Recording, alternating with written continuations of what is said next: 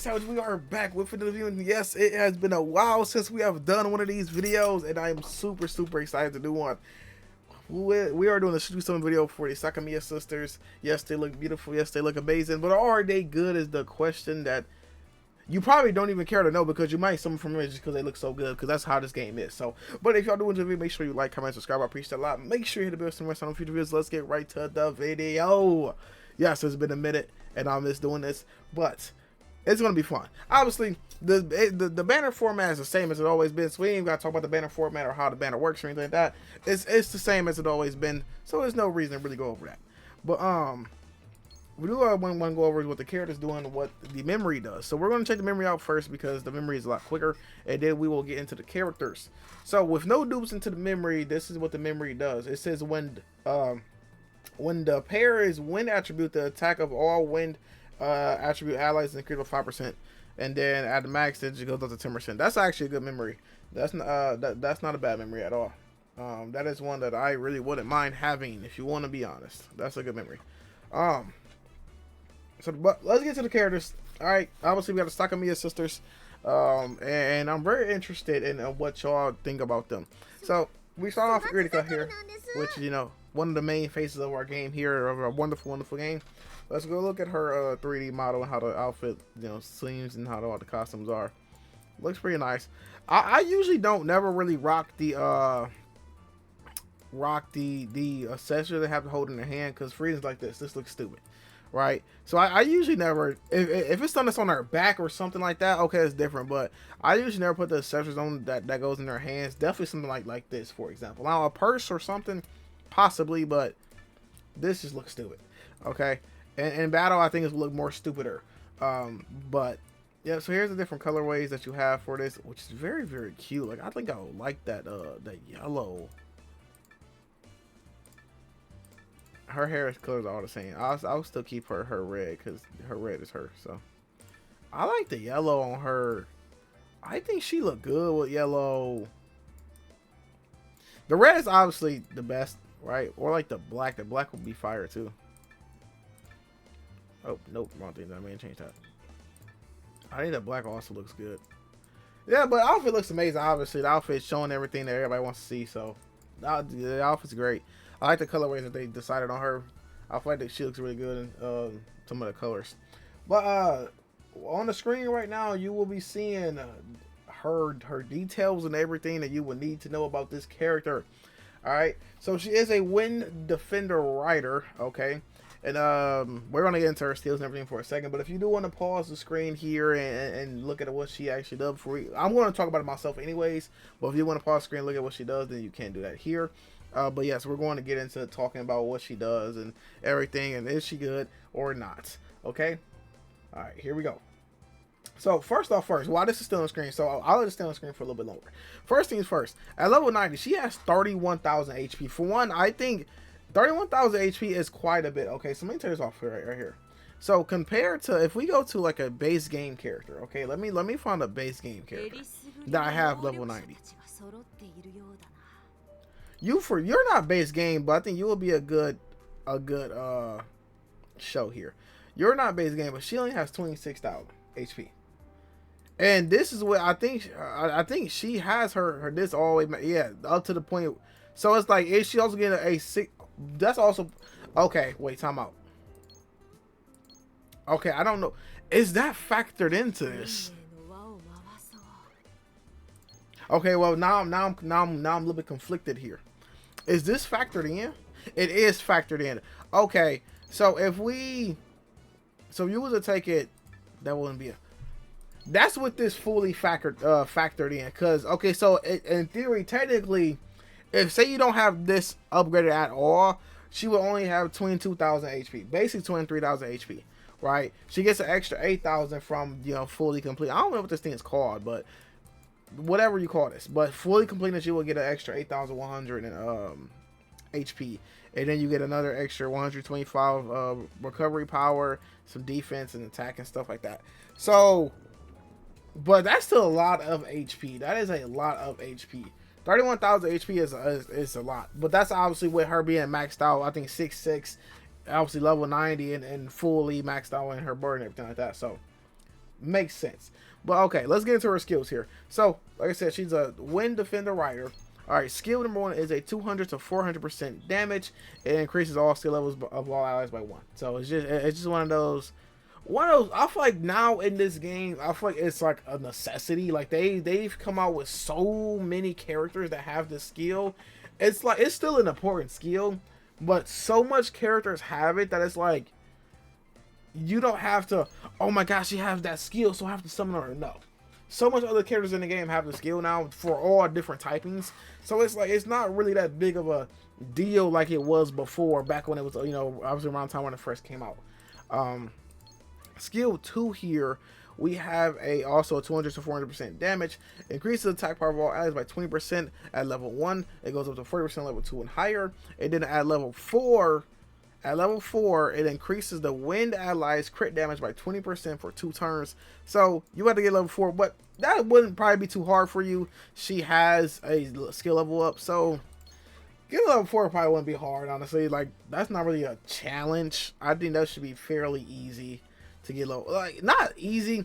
It depends on how your battle is going and if you're getting more of her cards or not. That's going to really determine if you can get level 4s off frequently or not frequently, or if you have two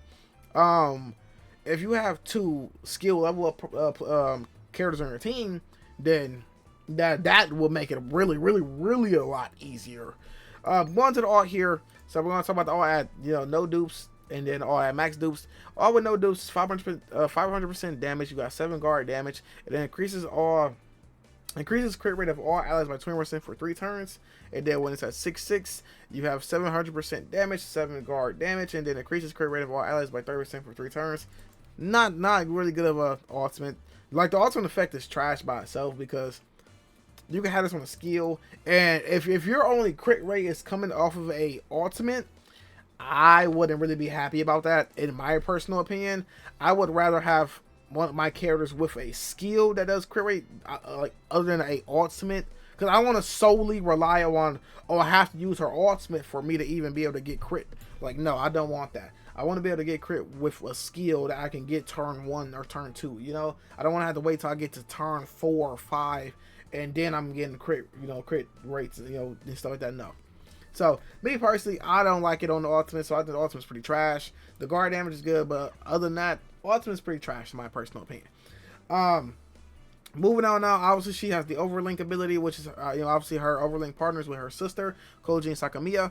And then the overlink ability increases damage dealt by wind allies by 10% for 5 turns. So it's basically the opposite of vulnerability, right? So it stacks up to 3 times, and you just increase your damage. So how vulnerability, like, makes you do more damage, you know, but it's like you put it on the enemy. This one is making you do more damage, but it's a buff for you instead of being a debuff for the enemy, basically.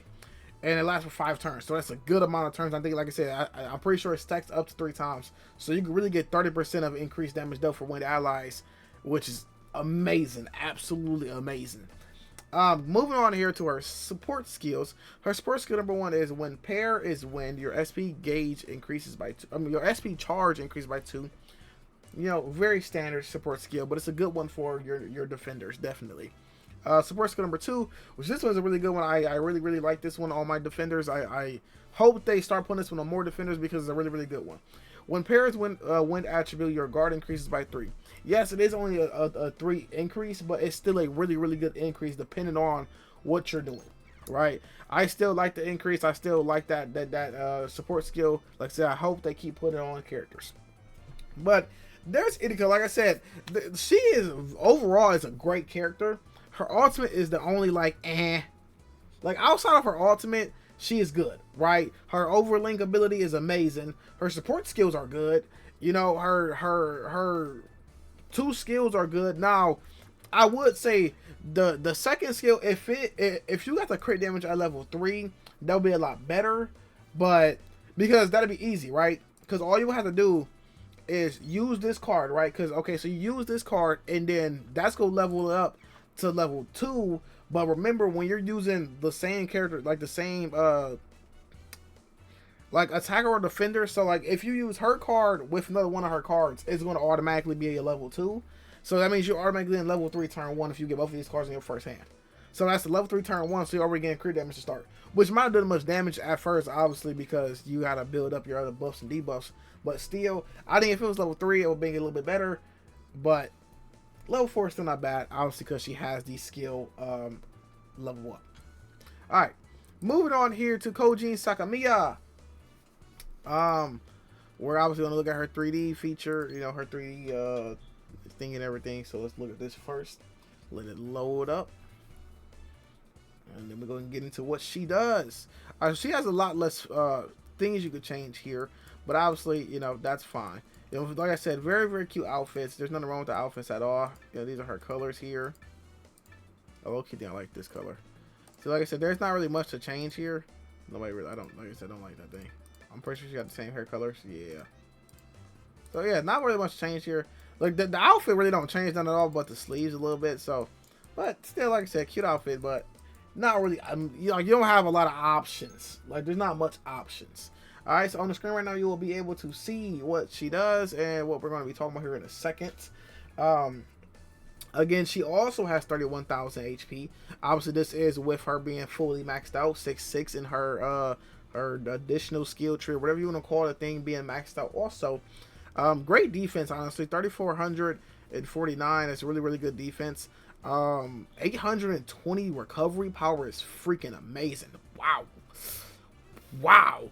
And that's gonna make sense if you see her active skill. If you see her active skill, that's why she has so much recovery power. Okay, you with her active skill, you're probably getting. Like, so let's say you have 170,000 HP, right? Because with them two just alone, it's like with them two 6'6" and everything alone, you're at already like 63,000 HP, right? So with your other two plus like your memories and stuff like that, plus your jet skis, you can probably get to like 150,000 HP. And if you got her maxed out if you get more recovery rate from your memories, oh my goodness, she's probably going to heal at least half of your health bar, like with one active skill, because she has a ton of recovery power. Like that is a ton of recovery power. But let's get into her. Let's get into what she does. So here we go. All right, skill number 1. All right, it's a 200 to 400% damage. Reduces all enemies' defense by 10%, 20% at level 2 and higher, and at level 3 applies vulnerability to all enemies you have type advantage over for 5 turns. So like I said, we just talking about the vulnerability.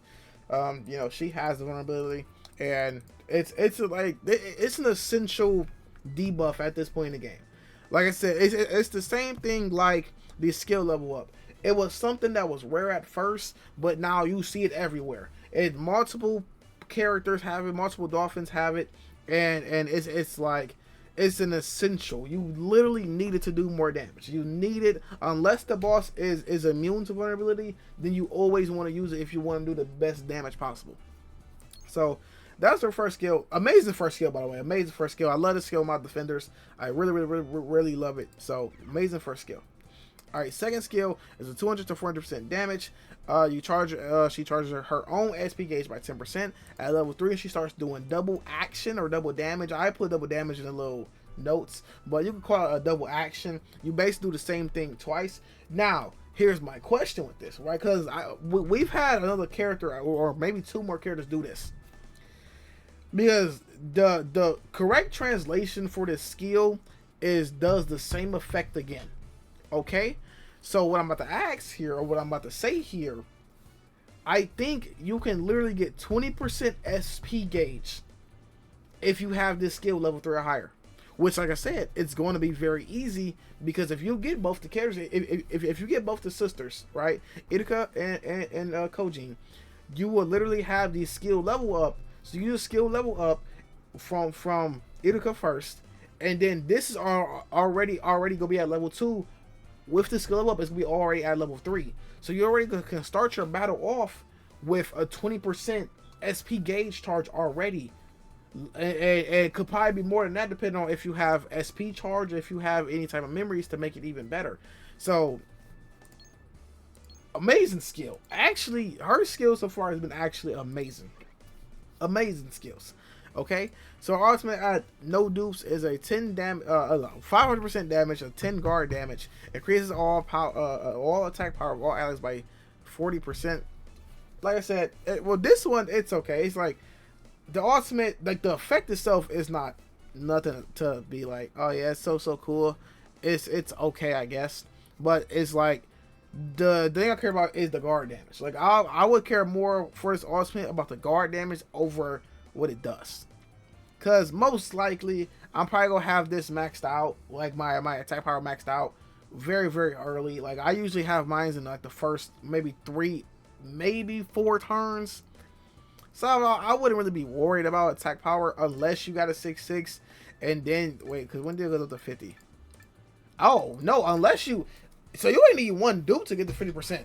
So if you get 1 dupe of this, it will at least make it a lot better. Because instead of those 40% that you'll have from your skills, you can get an extra 10% each time you use your ultimate. Which, if you really want to use your ultimate a lot, for one, it's not going to be hard. She has her own SP gauge. On top of that, if you pair the memories to make it so she get her ultimate way faster, you can really be getting 50%. Like you can easily get 5 stacks of 50% easily, very easily. Moving on to our active skill. Our active skill, like, well, we already kind of talked about it, so I guess we ain't got to really go fully through it. We already talked about it. 400% damage. It's a 180% HP recovery. On top of that, it removes any abnormal conditions from all allies, which basically it removes any debuffs, or, well, no, not debuffs.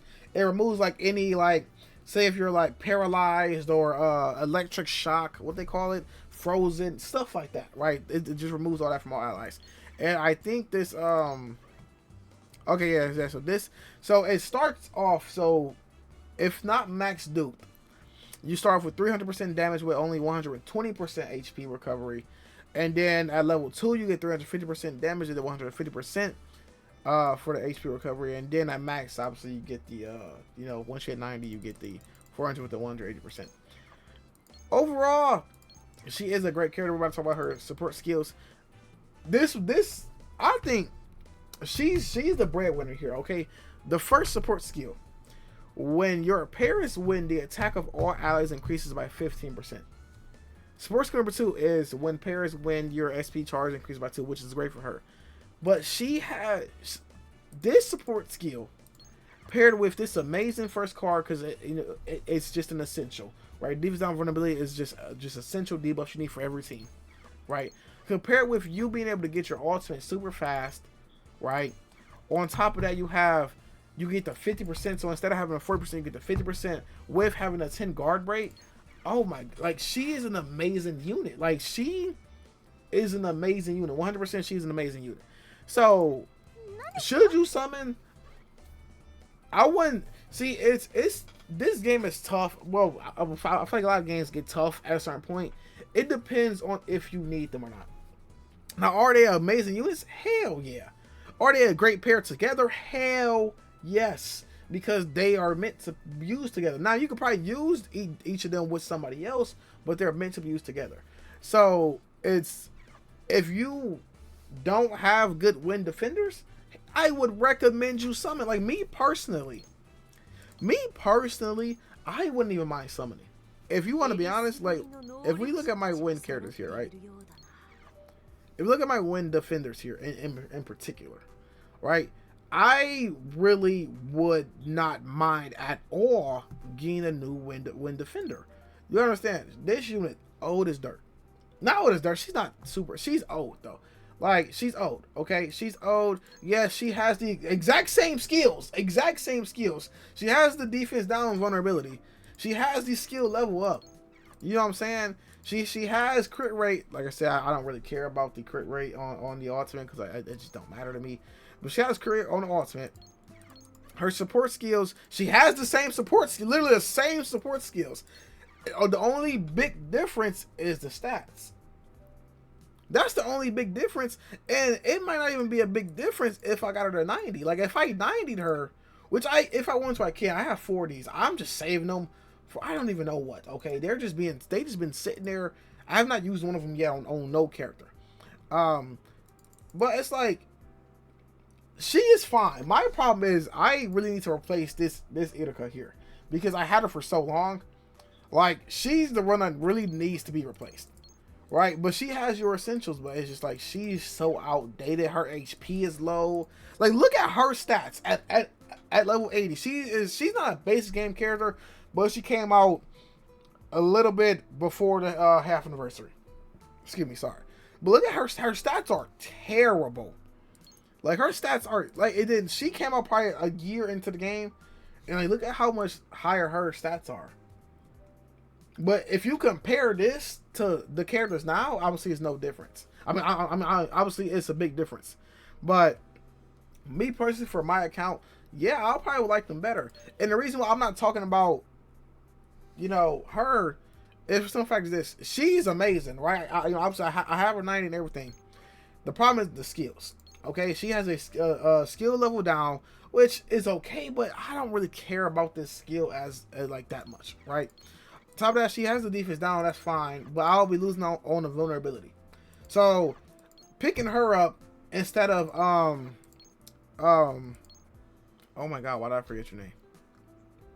Oh my goodness, I'm angry. Hold on. I'm so sorry. I forgot her name. I feel like it's not. What is your name?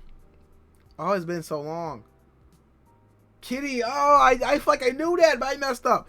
Okay, but so I would rather use Kitty over her for the simple fact is this, right? Kitty has the skill level up, plus the defense down and the vulnerability. And if I use ID, she just don't. I mean, no, not ID, but Utai. She doesn't have what I would want. You know what I'm saying? Like, she has the skill level down. Like I said, I don't really care about that skill that much, and then she has defense down with no vulnerability. So I'll be losing out on way more than what I'm picking up. So no, but yeah, I think if I would summon, if I was in, like, if I did not just get done summoning on the banner, I would 100% summon for this banner, because I actually need these two characters. These two characters would be helpful for my team and my win team going forward. But no, I'm not summoning on these characters. But if you do need these characters, they are great characters to summon on. 100% they're great characters. So that'll be it for the video. I hope y'all did enjoy this video, because it was a little bit of a long video, but I just wanted to make sure I go in depth and explain the characters and what they do.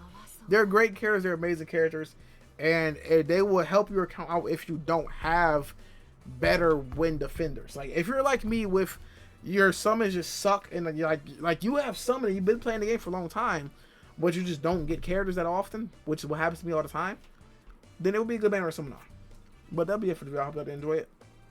If you did, make sure you like, comment, subscribe, please still like, hit the bell, so next time we get videos. I'll see you on the next video, y'all. Just so y'all. Peace.